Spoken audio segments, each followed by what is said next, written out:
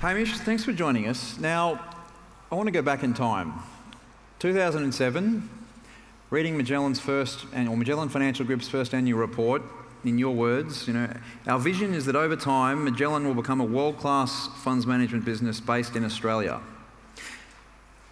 So, question to you: did the business plan at that point have $83 billion in funds under management 12 years later in it?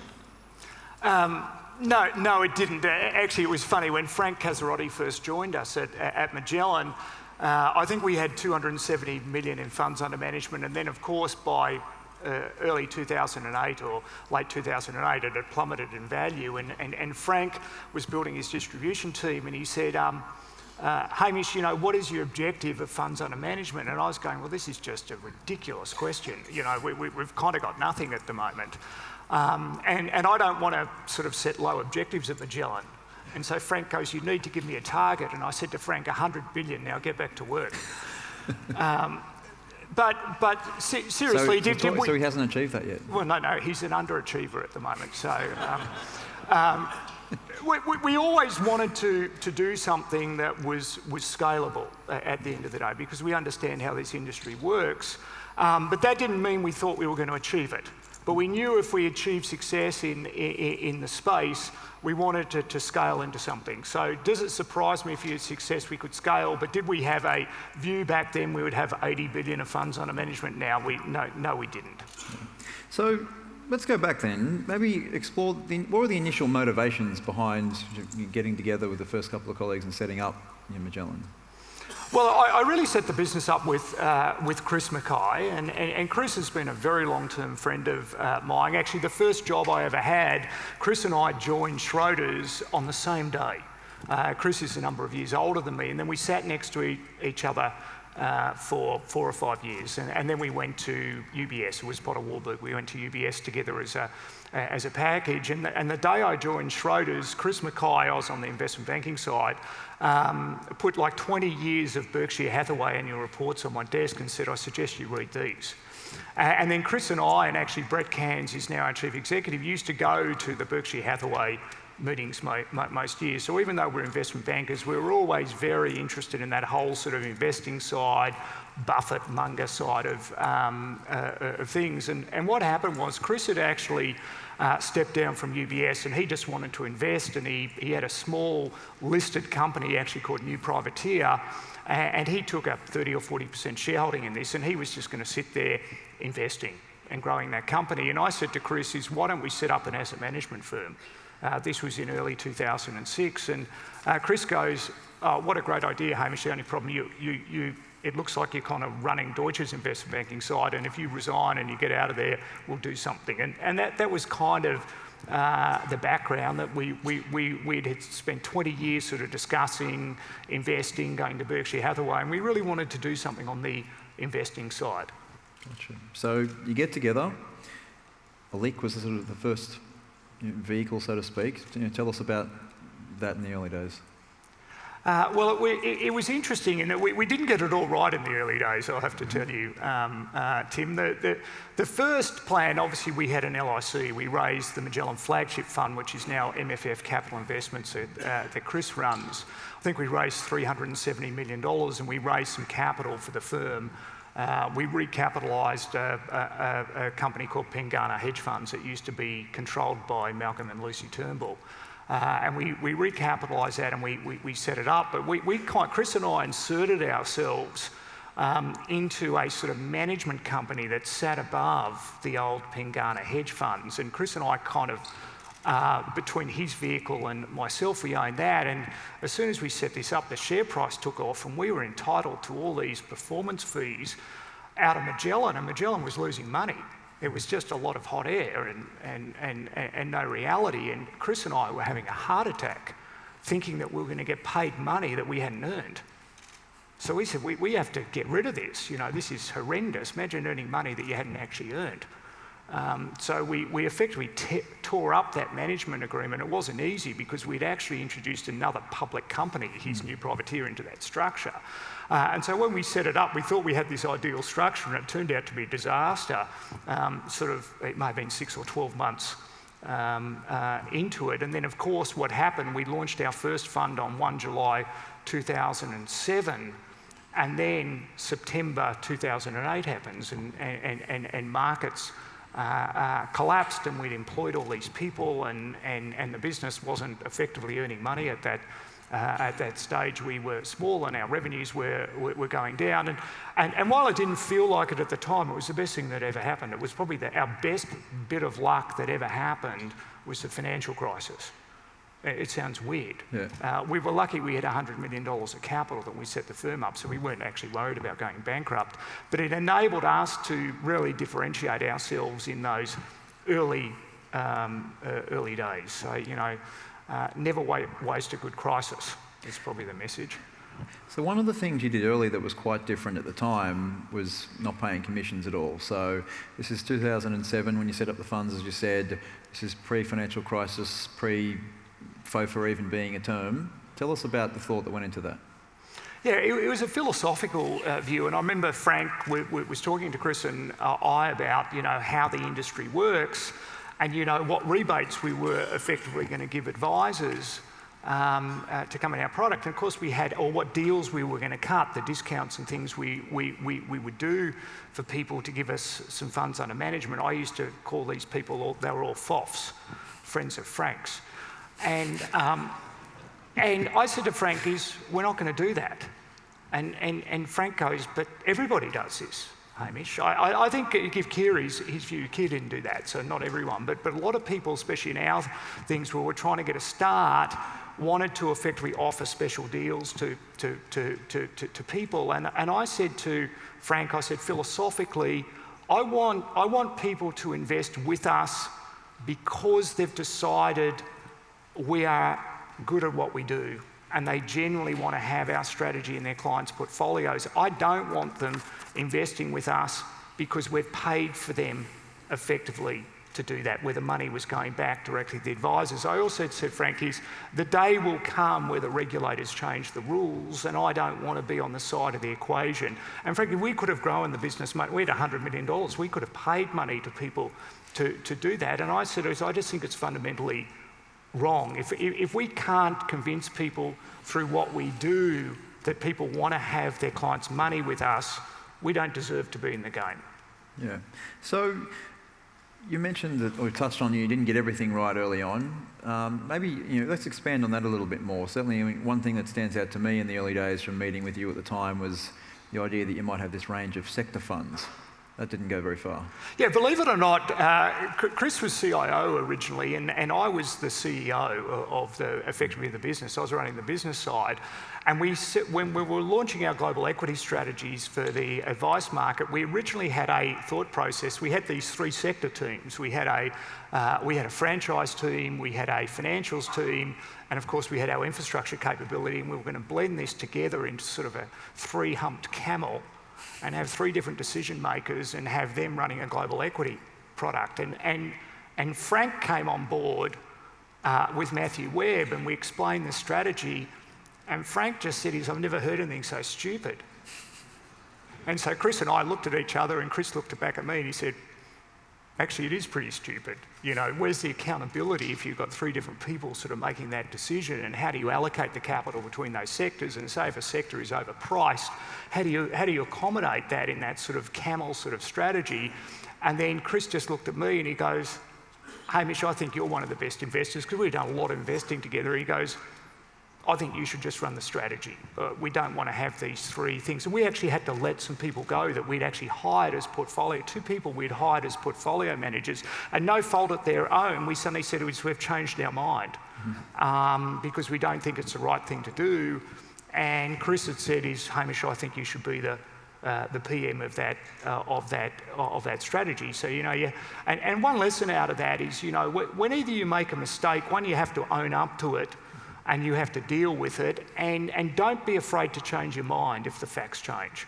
And I think that's a very important lesson when you're investing. Just don't dig yourself in. If you're wrong, admit that you're wrong and deal with that situation. And we were lucky we hadn't actually launched the product. We were very lucky that we got Frank before we got the product launched at the end of the day.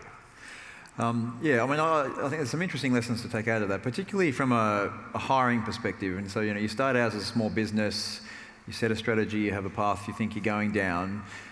Finding that right point at which you bring other expertise in and trust them to make decisions for your business is an interesting decision point, no doubt. Yeah, it's a very important thing. We're a very flat structure at Magellan. On the investment side, obviously, Gerald, who runs infrastructure, and myself, who's been running global, who's been the key decision makers around that. But we've hired some very, very good people doing the analytics in terms of the research. I've now got a number of people who are working directly with me in the portfolio manager. I'm not going anywhere, by the way, there. But I've actually deliberately chosen people who are absolutely unafraid to take me on that and give counter views. And I think if you're going to do that, and when you delegate, you have to truly delegate, and you have to give people responsibility. And we've just got outstanding people. I never second guess Frank in hiring people or what they want to do on running that side of the business. We got across the business, how Brett Cairns and I work, we've got very good delineation around the responsibilities, and it's getting good people around you. So fast forward, we go through the GFC. The first couple of years, performance-wise, were obviously very good. You started to attract flows and interest and whatnot, and business grows from there. But you didn't sit still in terms of just focusing on that. In our discussions, you've always been fairly open about needing to innovate and whatnot. Maybe you can share some perspective on the need to keep thinking about the future and what's next for the business. Well, I think it's very important that you keep thinking about the future, but at the end of the day, we're trying to solve unmet client needs. And when we set Magellan up, we were very lucky. It was sort of early on in the global equity move, and there were very, very few players who had established themselves. So we were kind of at the right place at the right time, and there was a massive increasing client need for at least another portfolio manager, if not two more portfolio managers, for this increasing allocation towards global equity. And we kind of got that time perfectly right, not by design. I would describe it by luck. But we recognised it there. But there are other issues that are going on, you're right, where we see inefficiencies in the system. So we've been talking about the inefficiencies of the platforms in the unlisted market. And we said why can't mutual funds be effectively listed like an ETF? But there was huge regulatory barriers to effectively getting an active strategy listed on the exchange, and the benefits are that it is incredibly efficient for live pricing and actually could help advisors change their business models into lower cost of administration. I'm not anti-platform, but its reality is you move some of this product in sort of, if you want to make changes in the unlisted world or get a client onboarded in the unlisted world, the application forms are a nightmare. But in the listed world, as long as you're effectively a client of a brokerage firm or an AFSL holder, you don't need to fill anything in at all. You just go and buy the security. So we said why can't we take the whole unlisted world and actually replicate that world on exchange and simplify and actually live price the product? Because if you think about a unlisted product, when you if you want to go and say, I want to go and buy 1,000 shares of Magellan Global Fund, you cannot buy 1,000 shares of the Magellan Global Fund in an unlisted world. You can buy $1,000 worth, and you'll get told tomorrow how many shares you buy. For people who are in that world, they can kind of understand it. You tell a direct investor that that's the world when they want to buy a set number of shares, and you tell them they can't. And that's the thing about the exchange, is a live price on that. So once we came up with the concept, we then had to realise how to do it and make it really simple. And there are a whole series of other things that we see efficiencies in the system where it's still inefficient, where we can make it better. And we actually, anyone who wants to, like on the active ETF when we've developed this, we've open booked that intellectual property to any fund manager who wants to come and talk to us. Mm-hmm. Because we think it is good for the industry. It's not something we're trying to hold proprietary to Magellan. So there is a whole series of other things between the listed and the unlisted world that are still very clunky and inefficient, Then we've got a number of projects led by Brett that we're working on here. And then there are a whole series of, and we haven't given the details, but there are series out there that we think are very important to investors. The whole retirement space, I would argue there's been no innovation in that space in the last 30 years. And where you think about with demographics and it's moving, actually there's more money in the retirement phase than in the accumulation phase now. So we've been working for sort of 2 years of how could we effectively do something completely different in that retirement space and really try and solve a need for clients that we don't think is being solved anywhere in the world. And actually on the active ETF, we were effectively the first in the world to solve that problem. In this retirement world, we're trying to come up, we're not looking around the world at what's been done, because when we look around the world, there's no innovation anywhere for 30 years. So we kind of have to do it ourselves. Sure. Talk back to the active ETF thing. Certainly, as you said, Australia was the first place in the world where that was basically allowed to happen. Can you talk through the regulatory engagement and stakeholder management that was required there? Because I know it certainly created a lot of interesting conversations internally within Morningstar, being a big global business and seeing that this wasn't allowed anywhere else in the world. Yeah, at the end of the day, I used to be, for my sins, I used to be an investment banker. So when I was wanting to solve this problem, I realised we had both the ASX and we had ASIC here, and both those parties from a regulatory point of view had to be brought together.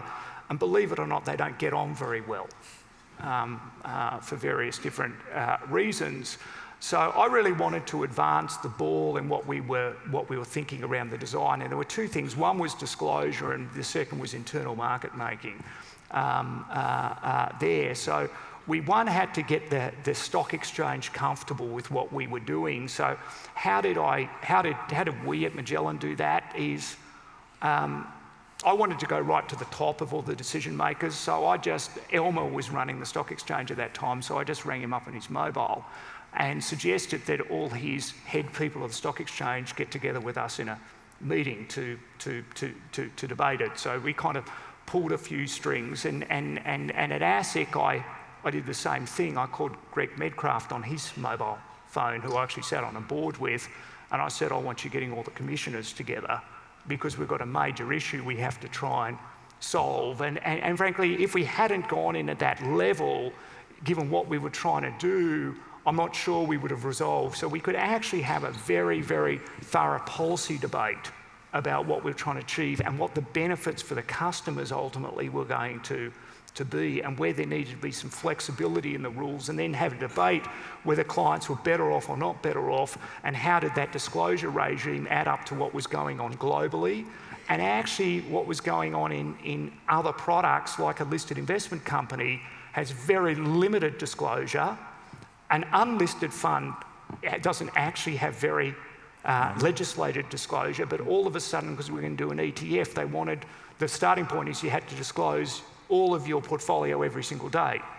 And I said, well, we won't have a business if we disclose our whole portfolio every single day, because I imagine some people will try and replicate it at very low cost. So that's just a non-starter. So we had to work through what the policy was, and we were the ones who proposed what the disclosure regime should be, and gave them the merits and where else in the world in other environments, not an active ETF, where that had been set as a precedent, and we worked through those issues. So keeping on that topic of listed funds then, fast forward 2017, you launched a listed investment trust. Yeah. Tell us about that, because that was certainly a vehicle type that, while it had existed for some time, had certainly not really been much of a focus for anyone. Yeah, it was interesting. Again, I get some of these ideas when I'm swimming in the swimming pool about this. You know, the listed investment companies are pretty inefficient vehicles from distribution flexibility, but also you have to have separate companies and everything else. They're very, very costly to put in place. And I said, why can't we just do like they do in property trusts and not just have why don't we just have a listed trust, not a listed company structure? The benefits that we see in a trust, it is closed-end, and everyone goes, well, we're doing it for Magellan's benefit to have sort of closed-end funds under management. And there is some truth in that. I'm not going to deny there's truth in that, but we said we have to bring to the table something that is a partnership with the investors, that there are benefits of being in that structure over and above our open structures.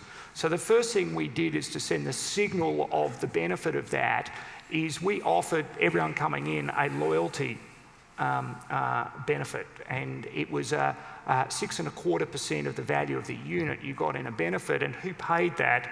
Magellan paid it. One of the things that also had happened for most of the times when these closed-end funds had raised capital, all the listing costs were paid by the entity, and therefore your real NTA was probably 97 or 98 cents when you came in.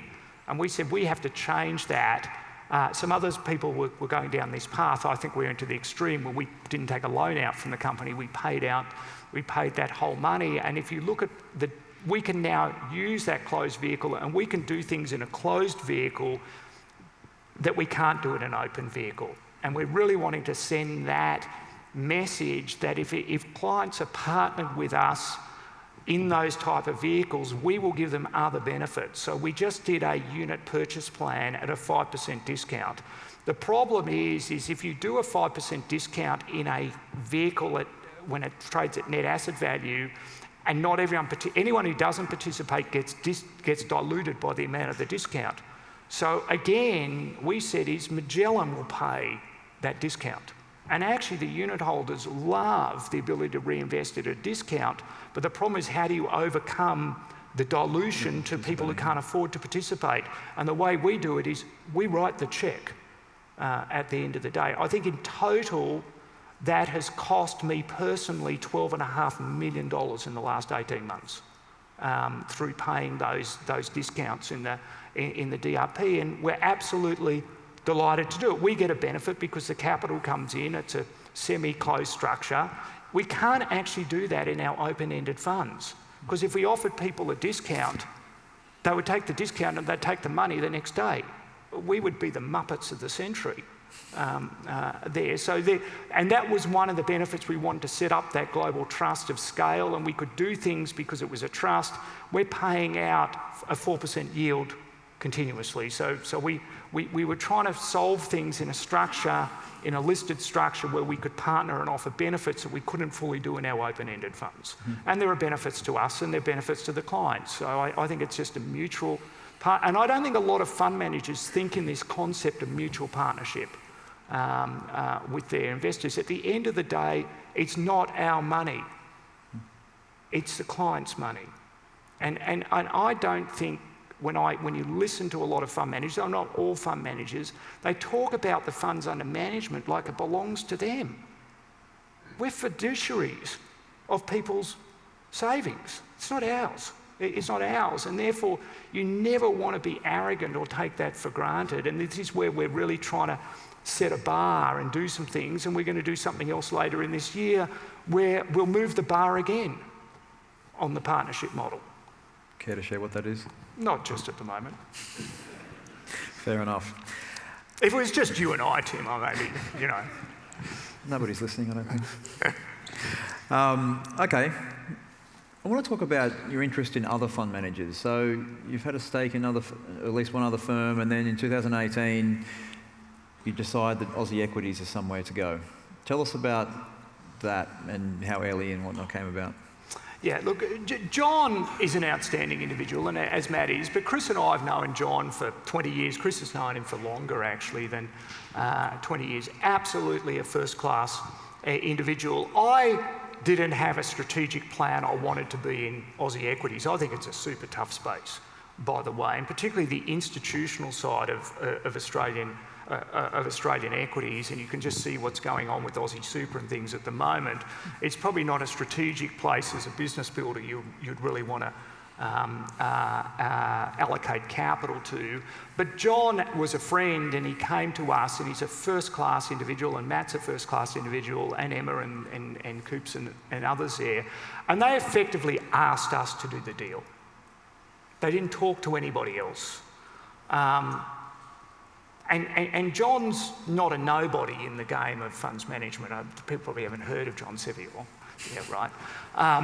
But the privilege of John only coming to us and saying, I'm only interested in doing something with you. He didn't ask for a high price. John and I had one conversation.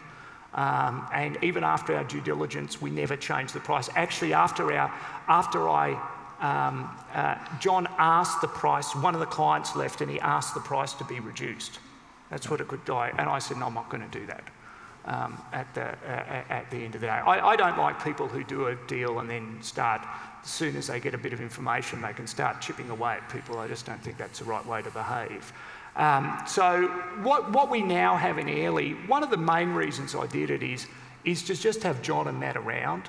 John now, they've now moved in this month, and John sits just around the corner from me, and I would say John and I now chat 5 times a day about what's going on in his mind, and just having another super experienced person who's seen so much in 30 years sitting around you in the office is hugely beneficial at the end of the day. It was very, very small in the scheme of Magellan. Of course, we've now taken Matt and Emma into the retail market. It's very early days. I think there's a lot of legacy, old type of stuff. There's a much more concentrated sort of approach with the classic old sort of Sevi or Matt Williams view on life. But that wasn't really why we did it. We did it because of them and the fact of having other just really good investors sitting in around the mix intellectually to be discussing things. And who knows, we may do something with John in another guise. He's a super good investor and a very, very good guy. Yeah, okay. So if we... But it wasn't from some strategic plan we had that let's go and talk to everyone to see if we can get an Australian equities flag on the map. Okay, so if we think about the future then, you referenced earlier, early on getting... It sounds like I don't have any strategy, doesn't it? Just wait to see if the phone rings and... It's interesting though, just having a strategy, but then, as you said before, being able to sort of pivot and change when opportunities arise or whether you realise you've made a mistake, I think is a sort of a key takeout to me. We look to the future, you referenced earlier, Chris throwing those Berkshire newsletters your way early on. You talk a lot about economic moats in your analysis, probably similar to the Morningstar equity research team. If you think about the future for Magellan Financial Group, how do you continue to build the economic moat for Magellan as a firm? Yeah, well, first of all, I don't want to shock people. I don't think we have a very wide economic moat at Magellan at the moment, but we're working on it. I think the ultimate test for us at Magellan is we've got an asset management firm that survives the test of time. And there are very, very few asset management firms that have survived the test of time. So, building up our closed-end fund strategy is obviously a piece. We've got a fabulous infrastructure strategy. Retirement solutions, if we can get that, it's actually not really dependent on the individuals. It's on the structure that we're coming up with.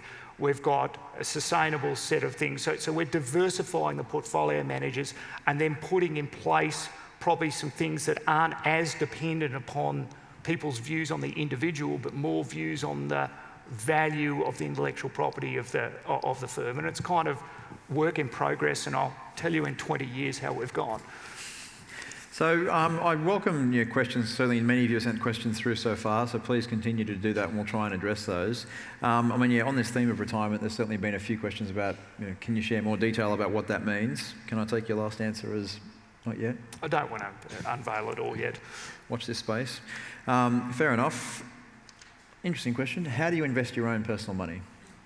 How do I invest my own personal money? I have to say is outside, obviously, 90+% of my wealth is tied up in Magellan Financial Group, and I've never sold a share, and all I've done since we set Magellan up was buy shares, and I'm actually not looking to sell shares in Magellan. I think that's kind of a cop-out. That's how I diversify the risk is to just sell my own holding in Magellan. I'm not sure that's the right thing. Out of my free cash flow I have is I'm putting the vast majority into the strategies managed by Magellan. I really believe in what we're doing, by the way. I think investing in a concentrated portfolio of the world's best businesses and purchased at sensible prices I think it's going to work out pretty well over time, and given that I'm integrally involved in that decision making, why else would I place my money doing something else? I've got some very, very small investments outside of those sort of things, but mainly that's because some friends, there's normally a relationship issue there as opposed to me trying to diversify, but they're so immaterial. Like last year, I put $20 million into the closed-end trust. We'll probably do something later this year, and I'll probably put another similar amount of money into that. So, you know, as I get the dividends, I plough a lot of that back into the funds we manage. Okay. And I pay the same fees as everybody else. I don't get a discount. So an interesting question that's come through, and I promise I did not plant this. Magellan never paid rebates to advisors, but it does pay for some fund research coverage, not from Morningstar, I will point out. Isn't that effectively the same thing? For fund research or research, in terms of, I assume the question is referring to paying some of our competitors for fund ratings, I'm guessing. Oh, the competitors for ratings. Look, there are different business models out there for the consulting firms. I don't think they're material in that. Either they're paid for by the user or they're paid for by the people who's being rated, and the same things you get in the debates with S&P and Moody's if you're in the credit side of the space. What we pay those firms, I don't even know what it is, it may be $20,000 or $50,000 to have the funds rated. Morningstar, of course, doesn't charge there. But simply having your fund rated, I don't. One, your payment doesn't relate to the rating you actually get at the end of the day of those firms. And even if you get a rating, that is only one step. There are so many other steps to actually getting an advice group to use you. It's a starting point, but obviously you need to get a good rating. But then you have to get through internal processes, you have to get on APLs, you have to get in model portfolios. The thing is that we're paid a very modest amount of money that everybody else pays just to get rated, but it doesn't influence the rating because they have multiple ratings, and it doesn't influence the actual dealer group itself in deciding what they want to do with that wide menu that's rated. On our research side is MiFID came in and we could have made a choice, as other fund managers could have been, do we charge the clients effectively for the cost of external research or not? And the decision was very, very simple.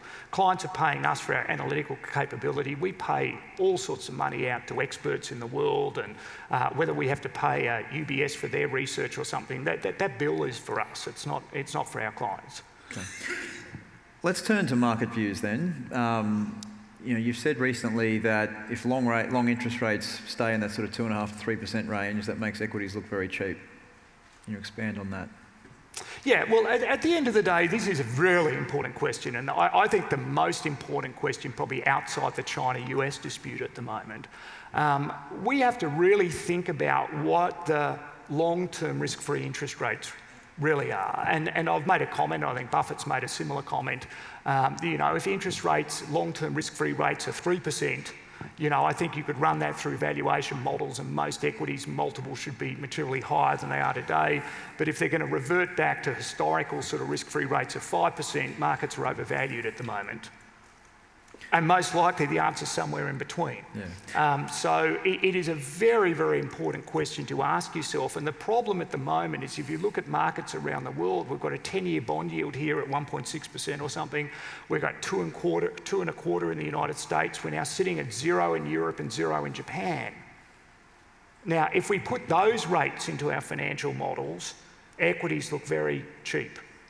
But because they're so distorted by monetary policy in the world, you can't go and use them as the real reference rate for risk-free rates at the moment. So last year, you raised cash in the funds to close to 20%. But if I look at where you've gone this year, you've put some of that to work. I think last month was back under 14%. So you must have been finding some opportunities to deploy cash this year. Yeah, we've deployed some cash this year, and I'll explain how it happened. We went through 2018 with a view that we were finally in the point of quantitative tightening. and you had some other issues going in the world. So we were very cautious and went to our maximum cash weighting if people looked at the end of last year. And we were expecting the Fed to put another 2 or 3 rate rises on the table this year, and I had a very clear, I was very, very smart, you see, at the end of last year. And I had a very clear view that there were about 15 investments that we had targeted that we said is that as rates start to rise, their prices will come down. They were in the defensive equity areas. And as they rise, we're going to take whatever out of that, of the best ones that move, and we're going to deploy cash through 2019. And it's a bit like, Mike Tyson, who famously said, is everybody has a plan until you get in the ring and get punched in the face. And what happened in end of January is the Fed completely changed their mind. They did a complete backflip. And they effectively said there are going to be no rate rises this year. And actually in March, they then said we're going to end quantitative tightening in September. So a completely different outlook for interest rates was put on the table. Yet in December, the Fed was talking about another few rate rises, further gradual increases in rates. And so the plan I had coming into 2019 effectively got ripped up completely. And the punch bowl got handed back, and you had this massive risk-on rally. And I suddenly said, I'm in the wrong position. I'm in the wrong position. I view these markets as a combination between sort of July 2007 and the first sort of half of 2016. And the reason I say that is July 2007 was the month, it was 3 months before the peak of the last stock market, and Chuck Prince at Citigroup had that famous quote, if the music's still playing, you've got to get up and dance, and we're still dancing. And the Fed's just handed the punch bowl back. And we've suddenly seen this massive rally in risky credit and emerging markets and all this stuff at the beginning of this year. And then the beginning of 2016, if everyone wants to know, it was our worst period of performance at Magellan, is because we had gone defensive in the portfolio, expecting the Fed to tighten rates. They did one in December 2015, and then China hit the brick wall with their foreign exchange reserves, and the Fed said no more interest rate rises. And you had this massive bond market rally, and we were sort of caught with our pants down as this rally sort of happened. And so it feels a bit like we're going to have a continuous rally with low rates, but a punch bowl with the end of the party, which are two very different pictures, let me tell you, Tim. And effectively I said I want to neutralise the view. We had a view that rates would go up. I actually don't know what's going to happen next, but so I've been neutralising, trying to get out of my cash to a more neutral view, like 10% cash. And I'm at 13 or 14 today. But the problem in doing it, everything's been moving. So it's been really, really difficult to deploy that cash in a really sensible way while we've been trying to neutralise the. So I'm not saying the game's easy. We're trying to do it as intelligently as we can as we're reading the situation. At a stock level, you have big holdings in a number of technology names which are coming under increased regulatory scrutiny. Can you sort of discuss how you think about that and how you sort of factor those sorts of things into your valuation and ultimately sort of portfolio decision? Yeah, it's a very good question. If you look at the ones that would be at the very pointy end of the regulatory review, I'd probably put Facebook at number 1, Alphabet at number 2, Apple probably sitting quite a bit back in number 3 in terms of the risk from regulators. I don't put a huge amount of risk from regulators in something like Oracle or Microsoft, for instance, but I do in those top 3. And if you look at something like Facebook or even Alphabet, these are 2 of the best business models the world has seen in 50 years. So their underlying businesses are incredible. They're not trading on high multiples, and there is enormous space for them to dramatically increase their revenues over the next 10 years. So if you just look at Facebook, for instance, it's growing its revenues at 30% at the moment. It's going to slow down from that. It's trading in the low 20s, but if you look at a number of parts of their business, their messaging platforms that they're integrating, they have 2.7 billion users on their messaging platforms, and it's unmonetized at the moment. If you look in the video part of their business, they've launched a tab called Facebook Watch. Facebook Watch in its first 14 months, about 14 months, has picked up 100 million watches, spending on average 1 hour a day Netflix has 140 million subscribers at the moment. Yet no one's noticed what Facebook has done in this video space, and there are advertisements starting to go on that. And there's $225 to $250 billion worth of television advertising revenue outside of China, which is going to move to other forms of video entertainment. So, and I could talk about what's going on Instagram to do direct commerce purchases in-app in this. So enormous opportunity, but the big risk is regulatory risk, and it's complex, and people simplify these regulatory risks. It just irritates me, like politicians want to make some announcement on something because something happens in Christchurch and we have a knee-jerk reaction over here, but it's complex. I would say the most important one is the responsibility for content on these platforms is the biggest regulatory risk. You would think about a business like Facebook and YouTube being at the front end of this, is are you going to turn these platforms into publishers where they have to be fully accountable for any post that's made on their platform? You're 2.5 billion users, 2 billion YouTube, 2.5 billion across the Facebook. How can you possibly police every single thing and be accountable that you actually know what's being posted is real? If I post something on that and make an opinion, how does anyone know my opinion is from me and it's real? You may not like the opinion, just because you disagree with it does not mean it's not real. So it's very, very complex. So we're looking at, I spent a lot of time in Washington spending time with the sort of the staffers of the senators who are looking at this. We look at what Australia's doing, the ACCC. We look at what the UK's doing when it's parliamentary inquiry. It doesn't look like anyone, for free speech and other reasons, are heading down the publisher route, but they're heading down the accountability route. They have to have systems in place, and they have to take this content off rapidly. Otherwise, they're going to face maybe criminal or massive fines. There's other areas that are very important, like election meddling. How do you actually reduce that on these platforms? There's things like competition policy. These are very, very powerful entities. You know, how does the App Store operate? Should you have to separate Google and YouTube businesses, their competition issues? Can you prefer your own in-house services from third-party services when you own a platform? We have data portability is another regulatory issue. So people try and get this all down to one issue, but we're monitoring all of this. We know how we're diversified within the portfolio on this risk, but we think the fundamental businesses are cheap with enormous potential, and we weigh up and monitor this regulatory risk across probably broader topics of regulatory risk than people may simplify it into. Two questions to close. One hopefully short one, and one maybe a little longer. Will Magellan re-sponsor the Aussie cricket team if they win the World Cup? No. Good. In closing then, you've obviously achieved enormous success with the firm and the can I just answer that? I think we learned a lesson about putting our brand onto other people's property where we're not in control of those of the actors and what's going on. It's nothing against anti-cricket or anything else. We were delighted with our sponsorship, but you can get burnt when you're things which aren't in your control, and therefore we've decided putting our brand on top of other people's brands where they're in control is probably not a sensible thing to be doing. Okay. So final question then. We actually thought Test cricket was the lowest risk of all of them. We did think about that. We thought Test cricket was probably the one thing that was safe, and we got that wrong. The slow old one, yeah. So in closing then, given the enormous success you've had, what motivates you? What gets you out of bed in the morning? What keeps you excited?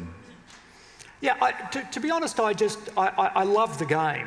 Yeah, you know, I love the intellectual challenge, and I love the scoreboard. I don't love the money. You know, it's not about the money. You know, I get the bus to work every day and everything. I have a fine life, but I live in the same house that I lived in before we started Magellan. We have the same small farm before we had Magellan. I've got the same car, I think, when I started Magellan. So it's not about the money, but the scoreboard I like, that you're going through this intellectual process of both building a business and building a business that can turn into a business maybe with a wider economic moat than we started with. Trying to solve problems is intellectually challenging. If we spot an inefficiency or something else, that we can do something that solves a problem. But I just love the process of investing, and it's incredibly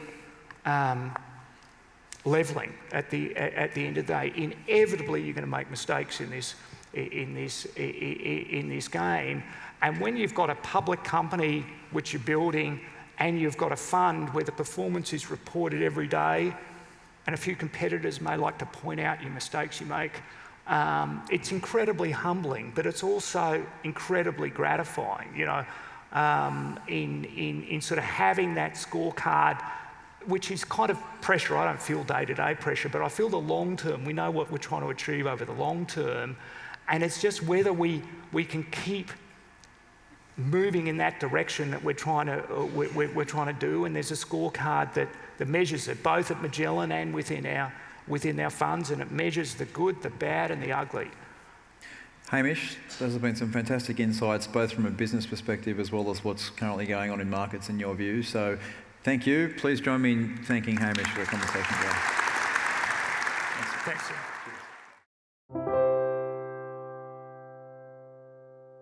Any advice in this video is general advice prepared by Morningstar without reference to your financial objectives, situation, or needs.